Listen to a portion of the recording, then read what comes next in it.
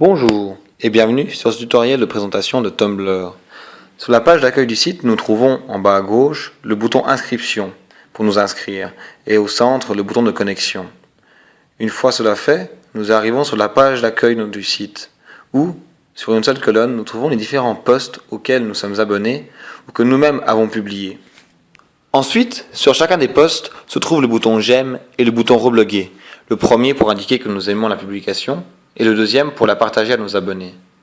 Au sommet du mur se trouvent les différents boutons pour créer nous-mêmes du contenu, que ce soit du texte, des photos, des citations, des liens, des discussions, de l'audio ou de la vidéo.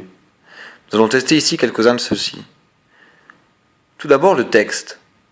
Nous entrons d'abord un titre, puis du texte, que nous pouvons personnaliser grâce aux différents boutons situés en dessus. Enfin, pour chaque post, nous pouvons y ajouter des libellés, permettant après une recherche plus facile en fonction des thèmes pour chaque type de post. Lors de la publication, nous pouvons ensuite rajouter des paramètres, tels que ajouter à la file d'attente, programmer pour une date ultérieure, enregistrer comme brouillon ou publier en privé, ainsi qu'un aperçu du post avant publication. Une fois celui-ci publié, nous le voyons apparaître dans la file des posts sur notre mur, avec un petit bouton paramètres permettant de supprimer et d'éditer le post. Nous pouvons aussi publier des photos, soit en les uploadant depuis notre ordinateur, depuis une adresse web ou directement en prenant une photo depuis notre webcam. Ensuite, des citations, en y rajoutant, en plus de la citation, la source qui apparaîtra sous un format différent lors de la publication. Ensuite, des liens, où nous spécifions l'adresse web, le titre et la description.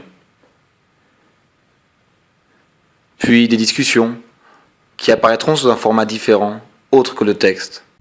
Tumblr, c'est aussi de l'audio que nous pouvons partager, soit en recherchant directement dans la bibliothèque immense que fournit Tumblr, soit en envoyant directement depuis notre ordinateur, soit depuis une adresse web externe.